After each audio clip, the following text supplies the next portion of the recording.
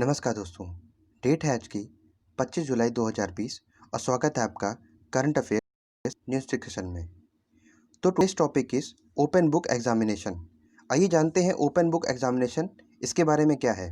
तो देखिए, हाल ही में ये चर्चा में इसलिए आया है कि काफ़ी सारे विश्वविद्यालय जो यूनिवर्सिटीज़ हैं उन्होंने ओपन बुक एग्जामिनेशन को करवाने की चर्चा की है। जो यूनिवर्सिटीज़ हैं जैसे कि DU वगैरह हो गई, इन सब यूनिवर्सिटीज़ ने हाल ही में इन सब चीज़ों के बारे में सोचा है। तो आइए हम लोग जानते हैं कि ये ओपन बुक एग्जामिनेशन क्या चीज़ है। तो जैसा कि इसके नाम से पता चलता है कि ओपन बुक है, मतलब परीक्षा के समय आपको जो है वो बुक प्रोवाइड कराई जाएगी, जिससे बच्चे हेल्प लेकर उसके आंसर को सॉल्व कर सकते हैं जो क्वेश्चन उनके एग्जाम में आया है। ठीक है। तो भारत में देखिए 2 प्रकार की जो परीक्षा है वो इस समय आयोजित कराई जा रही हैं। पहला जो है वो क्लोज्ड बुक एग्जामिनेशन और दूसरा ओपन बुक। जो पहला वाला है क्लोज्ड बुक, इसके बारे में हम लोग भली-भांति परिचित हैं क्योंकि बचपन से लेकर के अभी तक हम लोग इसी जो व्यवस्था है उससे गुजर के आ रहे हैं। हम बात करते हैं, हमारा जो फोकस है वो दूसरे वाले पार्ट पे है, ओपन बुक एग्जामिनेशन पे। तो इसके बारे में क्या है? देखिए, इसके बारे में हाल ही में बहस काफ़ी छिड़ी हुई है। कुछ इसके पक्ष में बोल रहे हैं और कुछ इसके विपक्ष में। तो आइए हम लोग जानते हैं कि इसके पक्ष में और विपक्ष में क्या-क्या तर्क दिए जा रहे हैं। देखिए, इसके पक्ष में भी कुछ है और विपक्ष में भी कुछ है। तो देखते हैं हम लोग क्या है। सबसे पहले हम लोग बात करेंगे जो उसके एडवांटेजेस हैं, यानी उसके पक्ष में जो बात कर रहे हैं वो है। इसमें क्या लिखा है कि देखिए, सोच को प्रोत्साहित करके व्यक्तित्व का निर्माण, यानी कि जिज्ञासा। अगर बच्चों को एग्जाम में बुक दे दी जाती है, मान लीजिए अगर बच्चों को एग्जाम में बुक दे देते हैं तो उनको क्या होगा? भाई, उनको रटना नहीं पड़ेगा, उनको फैक्ट याद रखने की ज़रूरत नहीं पड़ेगी और सीधे जो है वो किताब खोल करके वो उसका जो आंसर है उसको कॉपी कर सकते हैं। देखिए, पहली बात तो हम लोग ये देखते हैं कि जो हमारे देश का जो एजुकेशन सिस्टम है, जो शिक्षा व्यवस्था है, उसके बारे में तो यही कहा जाता है ना कि जितना फैक्ट रटो और लिखाओ और बाकी टॉप कर जाओ। मतलब एज इट इज़ अगर आप किताब का लिखा हुआ उतार दोगे तो आपको किताब जो नंबर है वो आपको दे दिए जाते हैं। लेकिन अगर बच्चों को बुक दे दी जाती है तो उनके अंदर की जो जिज्ञासा है उसकी झलक देखने को मिल सकती है। इसका मतलब समझिए क्या कह रहे हैं कि अगर बच्चों को बुक दे देते हैं तो होगा क्या कि वो एग्जैक्ट क्वेश्चन न लिख करके, यानी कि जो इसका जो पक्ष में लोग बोल रहे हैं, जो जो हिंदू का जो आर्टिकल आया है, वो जो राइटर है उन्होंने ये बोला है कि अगर बच्चों को हम लोग किताब देते हैं तो वो उनके प्रयोगों के आधार पर, यानी कि उन जो फैक्ट होंगे वो ना लिख करके उनको ये चीज़ शुरू से ही समझाई जाएगी कि आपको फैक्ट ना लिख करके उनके एप्लीकेशंस को लिखना है, यानी कि उनके प्रयोगों के आधार पर उनको करना है क्वेश्चन। तो इससे हो सकता है कि उनको, बच्चों के अंदर जो एक जिज्ञासा है वो बढ़े। देखिए, शुरू के समय में थोड़ा समय जो शुरू का जो टाइम है उसमें थोड़ा समय तो लगेगा फ्यूचर में, लेकिन इसका फ़ायदा देखने को मिल सकता है। दूसरा पॉइंट क्या कह रहा है? तनाव मुक्त होंगे विद्यार्थी, यानी कि उनको टेंशन्स का सामना नहीं करना पड़ेगा ना, उनको टेंशन का फेस नहीं करना पड़ेगा, यानी कि उनको ये चीज़ें नहीं दिमाग में रखनी पड़ेंगी कि अरे यार पेपर आने वाले हैं, याद करना है और अगर याद नहीं करेंगे तो हम फेल हो जाएंगे। यानी कि उनको फैक्ट रटने की ज़रूरत नहीं है ना? कि बच्चों के अंदर ये डर होता है कि अरे यार इतना मैंने पढ़ लिया है, ये सब कर लिया है, तूने कितना किया, ये क्या किया है, और पेपर में जाके हम हो सकता है कि भूल जाए। तो उनको इस चीज़ का सामना जो है वो नहीं करना पड़ेगा कि हमको कितना याद है और कितना नहीं याद है। ठीक। अगला पॉइंट क्या है? सीखने के परिणामों में वृद्धि, यानी कि जो लर्निंग आउटकम है हो सकता है कि उसमें इंक्रीमेंट हो। यानी कि जैसा कि ये हम मान के चल रहे हैं कि ये कहा जाता है कि डेफिनेशन को रटना नहीं चाहिए, उसको आसान भाषा में उसका मतलब पता होना चाहिए। उससे क्या होता है कि जो लर्निंग आउटकम होता है उसमें इंक्रीमेंट होता है, इंक्रीज होता है। ठीक है। फोर्थ पॉइंट है असली प्रतिभा का बाहर आना। ठीक है। तो यानी रियल टैलेंट है जो वो क्या होगा, वो बाहर आएगा। किस तरह से आएगा कि जो चीज़ हम लोग ग्रेजुएशन के बाद आकर के सोचते हैं वो चीज़ उनको शुरू में ही मिल जाएगी। मान लीजिए अगर हम ये जो है, जैसे कि एग्जांपल मैं देता हूँ कि हाल ही में कर्नाटक के जो मैसूरू है उसमें क्लास 5th से लेकर के 10th तक के बच्चों का उन्होंने ये एग्ज़ाम कंडक्ट करवाया था, जो 5 से लेकर के 10 तक के हैं उनका। तो उसमें ये करवाया गया था, उसका जो रिपोर्ट आई थी, अभी कुछ रिपोर्ट उसके बारे में सही आ नहीं पाई है, लेकिन ये जो चीज़ें हैं वो अगर शुरुआत से अगर एप्लीकेशंस के ऊपर जोर दिया जाता है, उनके प्रयोगों के आधार पर जोर दिया जाता है तो वो ज़्यादा ठीक होगा। ठीक है, आइए चलते हैं आगे। अब हम लोग इसके विपक्ष में बात करेंगे कि इसके जो डिसएडवांटेजेस हैं उनका क्या है। देखिए, जो राइटर है, जो हिंदू के जो राइटर है, उन्होंने इसके बारे में इसको जो ट्रैप भी कहा है, और ट्रैप इसलिए कहा है कि हो सकता है कि उनके लिए ये जाल हो जाए। क्यों? क्योंकि उनको ये लगेगा, यानी कि बच्चों को तो यही लगेगा ना कि अरे यार, फार्मूला हम याद करके क्या करेंगे, बुक तो रखी होगी, किताब मतलब जो बुक है वो एग्जाम में रखी होगी, उसी से टिप लेंगे, है ना।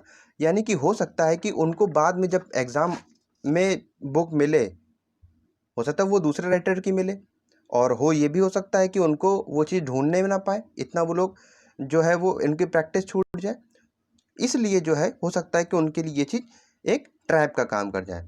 देखिए, अगला पॉइंट कह रहा है कि विद्यार्थी पढ़ना छोड़ सकते हैं, कि पढ़ना छोड़ सकते हैं। ये तो एक जेन्युइन चीज़ है कि मान लीजिए बच्चे यही सोचेंगे ना कि अरे छोड़ो यार, क्या करना, किताब तो रखी होगी बुक जो एग्ज़ाम में, इसलिए क्या करेंगे, पढ़ के क्या करेंगे। ठीक है, अगला पॉइंट क्या है, शिक्षा के मानक तय करने की ज़रूरत। देखिए, ये इंपॉर्टेंट पॉइंट है। देखिए, इन सब के कामों में पहली बात तो सबसे पहला काम यही होना चाहिए कि जो हमारी सरकार है, उसको शिक्षा में कई बदलाव लाने की ज़रूरत होगी। क्योंकि आज की जो शिक्षा व्यवस्था है, वो हर एक व्यक्ति से, किसी से छुपी तो नहीं है ना। मतलब इस समय शिक्षा व्यवस्था है, उसका रूप तो ये है कि उनको शिक्षा तो सही से मिल नहीं पा रही है बच्चों को। उसमें ये इम्प्रूवमेंट करने की तो बहुत दूर की बात है।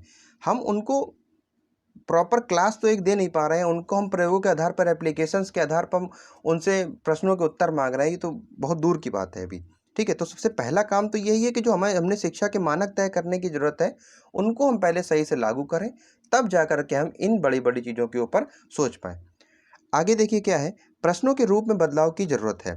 देखिए, आज की जो शिक्षा व्यवस्था है, इसमें प्रश्न जो है वो इस प्रकार से रखे जाते हैं कि उनको वो नॉलेज को चेक करें। मतलब क्या होता है कि ऐसे क्वेश्चन बिल्कुल नहीं रखे जाते हैं कि वो बच्चों की नॉलेज को चेक करें, बल्कि क्वेश्चनों का आधार ये होता है कि आप किताब से रटें और उसका आंसर दें। मतलब प्रयोगों का तो कुछ लेना देना ही नहीं होता है।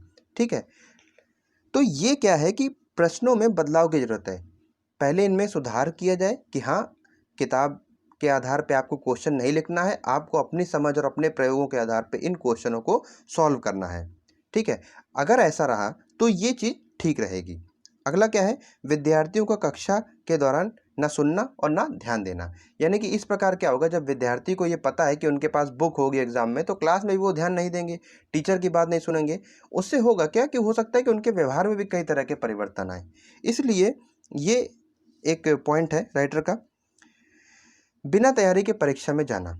देखिए, अगर ऐसे नियमों का पालन होता है तो भविष्य में तो विद्यार्थी इसे बहुत हल्के में लेंगे और बिना तैयारी के एग्जाम में अपीयर होने लग जाएंगे कि अरे किताब तो रखी है ही है, चलो देखा जाएगा जो भी होगा। ठीक है, तो ये काफ़ी सारे जो पॉइंट हैं ये विपक्ष में दिए जाते हैं, जबकि पक्ष में कि इसके पॉइंट एक लिमिटेड है। लेकिन विपक्ष की बात करें, क्यों है? क्योंकि हम लोग की जो एजुकेशन सिस्टम है वो इस प्रकार नहीं है कि वो इन प्रारूपों को अभी अस्तित्व में ला पाए। अब हम लोग बात करते हैं निष्कर्ष की।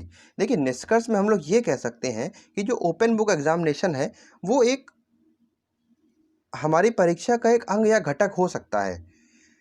ठीक है, लेकिन सभी में इसे अप्लाई अभी इतनी व्यवस्था तो नहीं है ना कि हम उठा करके सारे 8 के 8 एग्जाम जो है वो ओपन बुक एग्जामिनेशन के ऊपर डिपेंड करके बच्चों को दे दें ताकि बच्चे छाप के नंबर ले आएँ।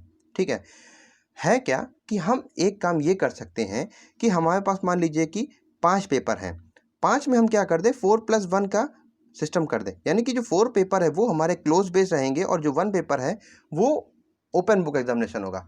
इससे क्या होगा कि भविष्य में जो हम लोग करना चाहते हैं उसकी एक आधारशिला रख दी जाएगी। मतलब कि एक अगर पेपर बच्चों को पता होगा कि हाँ, हमको किताब मिलनी है, और टीचर जो है उनको ये बता के चले कि बेटा आपको अपने प्रयोगों के आधार पे उसका आंसर देना है, किताब के रटे हुए आंसर को नहीं चेक किया जाएगा या उनका इवैल्यूएशन बिल्कुल नहीं किया जाएगा। तो इस आधार पे अगर बच्चों को शिक्षा दी जाती है तो वो आगे चलकर इस दिशा में एक अच्छा कदम हो सकता है। तो ये वाला तो पॉइंट कवर हो गया हम लोग का, अन्य दिशा में जो हो गया। ठीक है, देखिए इससे होगा क्या, दोनों पार्ट होंगे। यानी कि जो विद्यार्थी, जो स्टूडेंट हैं, उनकी थिंकिंग और जो फैक्ट, दोनों चीज़ जो हैं उनको सोचने, समझने और रटने की क्षमता सब मजबूत होगी। ठीक है, जो हमने एग्जाम्पल आपको दे ही दिया था कि जो मैसूर, यही था, जो मैसूर था उसने 5 से 10 तक की कक्षाओं में ये जो ओपन बुक एग्जामिनेशन ने क्या कहते हैं कि अपना आयोजित करवाया था और उसका रिजल्ट जो था वो पॉजिटिव था कि नेगेटिव था, अभी इसके बारे में कुछ ज़्यादा नहीं आया है। तो ये लेक्चर यहीं पे ख़त्म होता है। तो हम लोगों ने सबसे पहले आज हम लोग ने जाना कि ओपन बुक एग्जामिनेशन क्या होता है, क्लोज्ड क्या होता है, उसके पक्षों के बारे में, उसके विपक्ष के बारे में, ठीक है। हाँ, अगर हम लोग इसको अप्लाई करते हैं हमारी शिक्षा व्यवस्था में तो इसके क्या आगे प्रोज एंड कॉन्स हो सकते हैं, क्या अगर इसके विपक्ष में हो सकते हैं तो क्या इसके पक्ष में होते हैं। तो ये था एंड ऑफ दिस वीडियो। और अगर आप हमसे जुड़ना चाहते हैं तो हम चैनल को सब्सक्राइब करिए। Thank you very much for discussion.